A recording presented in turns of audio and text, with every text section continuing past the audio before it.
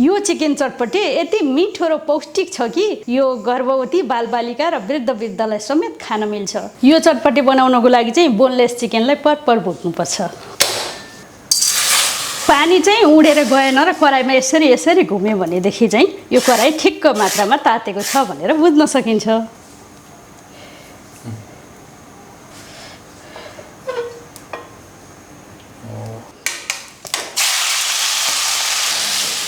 यो मासुलाई सकेसम्म एकअर्कामा नखप्टिने गरेर कराईमा फिजाइदिनुपर्छ। अनि त्यो टाँसिएको भागलाई तुरुन्तै चलाउनु हुँदैन, त्यसलाई यत्तिकै छोडिदिनुपर्छ। एकछिनपछि आफै उक्केर आउँछ। त्यो चाहिँ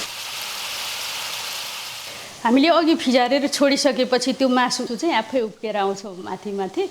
अब चाहिँ हामी त्यसमा थोरै नुन राखेर चलाइदिन्छौँ। सबै टाँसिएको आफ्नो ठाउँ चाहिँ छोडिसकेको छ। कस्तो सजिलो गरी हेर्नुहोस् न। अब यसरी चलाएर अघि जस्तै गरी फिजाएर छोडिदियौँ भने राम्रोसँग तयारी छ। हामीले अघि चाहिँ नुन मात्रै राखेका थियौँ। अब अहिले यो लगभग पाक्न जस्तो लागिसक्यो। अनि बल्ल हामी बेसार राख्दैछौँ। अब चाहिँ बेसार राखेर एकपल्ट चलाइदिउँ। बेसार राखेर चलाइसकेपछि अब हामी यसमा अलिकति जिराको धुलो राखिदिन्छौँ। यसरी धनियाँको धुलो पनि राखिदिन्छौँ र चलाइदिन्छौँ।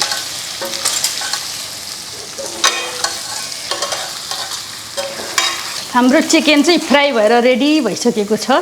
अब हामी यसलाई निकाल्छौँ र चटपट बनाउँछौँ। मेरो चटपटीको लागि सबै सामानहरू रेडी भइसकेको छ। अब म यसलाई चाहिँ एकै ठाउँमा मिक्स गरेर चटपटी बनाउँछु। सुरुमा हामी यो भुटेको चिउरा राख्छौँ, केही पनि नराखिकन भुटेको मात्र चिउरा। त्यसपछि यो उमारेको केराउ, त्यसपछि चना राखौँ, केही पनि नराखिकन भुटेको बदाम, कोरेको गाजर, यो काँक्रो,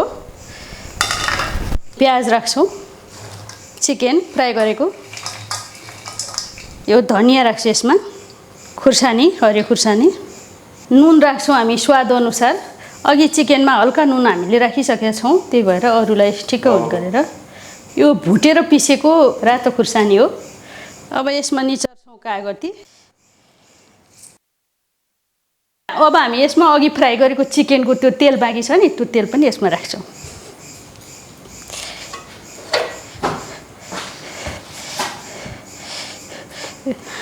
यो पनि राखिदिँदाखेरि यसमा मिठो हुन्छ। अघि हामीले फ्राई गरेको चिकन फ्राई गर्दाको तेल र मसला हो, यसमा राख्दा मिठो हुन्छ।